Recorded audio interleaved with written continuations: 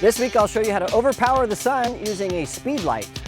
AdoramaTV presents Exploring Photography with Mark Wallace, where you will learn innovative techniques on shooting a wide range of photography. Here's your host, Mark Wallace. Hi everybody, welcome to another episode of Exploring Photography. I'm Mark Wallace. Well, a lot of people have asked me how they can overpower the sun with a flash, specifically if you're in an environment just like I am right now, nasty sun coming in from the side. It's just not a good place to be. So what they want to do is have this flash that's so bright, it overpowers the sun. Well, that's sort of a misnomer. You can't really overpower the sun, but what you can do is you can underexpose the ambient light, and then in bright light like this, well, we're going to use a special feature on our speed light called high speed sync. And that is going to allow us to shoot with faster shutter speeds so that we can underexpose the ambient light and then get that look that looks like you're overpowering the sun with the flash. Now, to show you how all of this works, I have asked Leanne to join me, and this is Leanne's very first AdoramaTV video, so welcome to the show.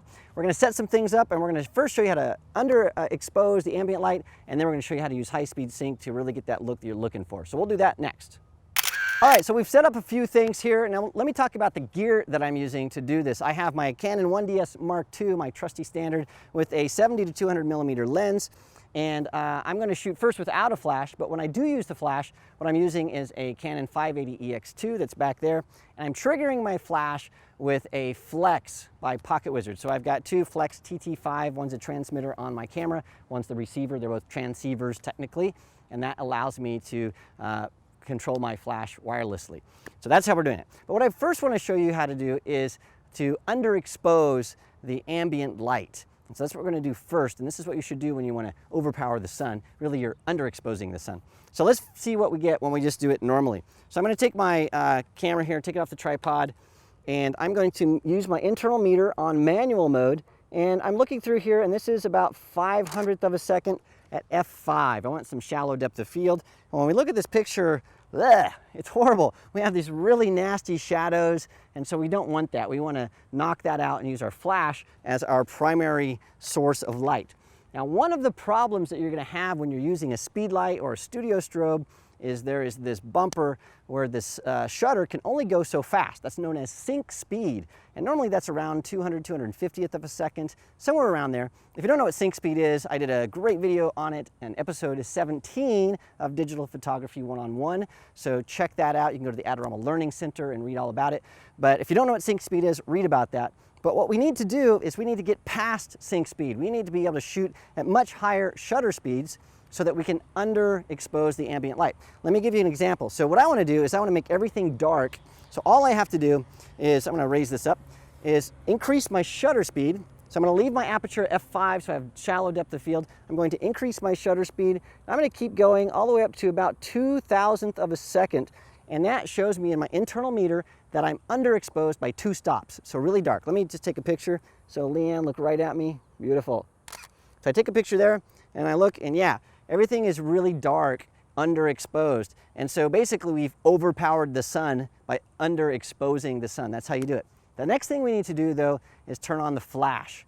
Now for our flash to work at 2,000th of a second, we have to turn on high speed sync. Now unfortunately, you do that a number of different ways depending on your flash, the camera model you have, the brand of the camera. So if you have a flash and you don't know how to turn on high speed sync, here are some tips. If you have a Canon flash, you turn it on right on the flash itself. And so depending on the model of flash you have, there's buttons, there's dials, and maybe in the menu. So look at your user manual, and we decided not to show you the specific steps because it would take us 20 minutes to show you all the flashes. But you need to turn on high-speed sync. If you have a Nikon camera, then normally you turn on something called FP sync, focal plane sync, I think that's what it stands for, FP sync, and that's in the menu on your Nikon camera. And so we've got a bird here that's joined us. Very loud, I like the little bird. Anyway, so that's how you turn that on. If you're unsure, then you can always post comments right here on our YouTube channel, and I'm sure there's someone that's going to jump in and tell you how to turn on high-speed sync for your specific camera and flash. Now I'm using the Pocket Wizard Flex system, and the nice thing about that is high-speed sync is turned on automatically. You don't have to do anything to your flash. You just roll the shutter speed, and it will turn it on if it's needed. And that works both for Nikon and Canon, which is really nice. And that's why I'm using the Pocket Wizard Flexes, because it does it automatically for me. So what I'm going to do now is I'm going to turn on my Flex. And then what I'm going to do is I'm first going to take a calibration shot, which is required. And so we have that. That makes sure that the flash is operating properly. And now that we have that done, I'm going to roll my shutter speed back up to 2,000th of a second. So I'm shooting at 2,000th of a second at f5, and we know that at those settings, the sun is going to be underexposed, but my flash is going to give me a proper exposure on Leanne. So Leanne, I want you to look right at me, yeah, and turn a little bit toward that flash, just a little bit with your shoulders. There you go, beautiful. And I'll take a shot here. And now when we look at this, check it out. We have overpowered the sun. We've underexposed the ambient light. We have a proper exposure from our flash, and that's how it's done. Now the thing is, if you're wondering what settings I'm using on my flash, I'm just using auto mode. It's in full ETTL mode, through the lens metering mode. I'm not doing any kind of exposure compensation or anything like that. The flash is smart enough to know how to figure it out. And that is how you overpower the sun. Now, there's a couple more things I need to explain. So to do that, we're gonna hop in the shade and give you the final thoughts on using high-speed sync. Well, there are the basic steps for overpowering the sun. Just underexpose the ambient light, make sure your speed light is in high-speed sync, or just use a mini and flex or 2 flexes from Pocket Wizard, and that will automatically do the job for you. Now, you've probably noticed that we used a speed light with no diffusion, no light modifiers, so you might want to use a softbox like this guy here. This is an Easy Box Hot Shoe. The problem with that is as soon as you put a light modifier on your speed light, it is going to absorb so much light that it's going to be very, very difficult to shoot a full length or even a half length shot, because you have to have the flash so close to your subject. And so what I suggest, if you want to use a softbox or an umbrella to get a little bit softer light, what you should do is you should shoot in a shady area like I'm in right now, and then choose a background that's darker, and that will allow you to do that. Or you really need to shoot at a different time of the day. So the technique I just showed you with high-speed sync is sort of a last-ditch effort. If you just absolutely have to make it look like you're overpowering the sun, you can do that. But I recommend that you find better light, modify that light, and get better looking light than the light that we just showed you, because it's just a little bit too harsh for our needs. The other thing I did that I didn't mention is I actually took the flash and I put it up like this, and then I twisted it, and then I was able to put it down, and that allowed us to have a flash that was vertical, and that allowed us to make sure that we illuminated all of Leanne's body. So if I had it normally, it would be horizontal, and then we would have a band of light. And so we've also done some videos previously about orienting your flash, and so that's why this looked a little bit wacky, because I did that to make sure that we had good light on Leanne. Speaking of Leanne, let's say thank you to her. She was a great help today, so thanks a lot. I'm sure we're gonna see a lot more videos to come, and I wanna thank you for watching. Remember, if you have questions about photography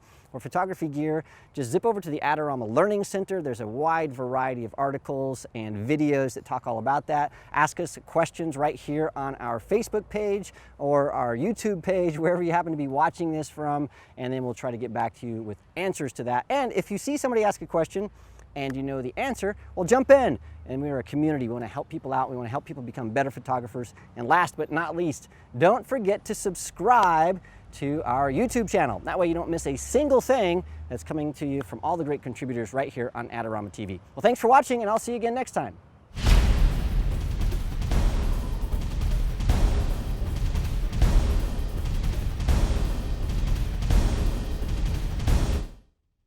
It meters at about 500th of a second at 5.0. And so when I look at this picture, it's really nasty. Am I pointing to that? Sorry. Is that right? I'm gonna take this bush out of the back here.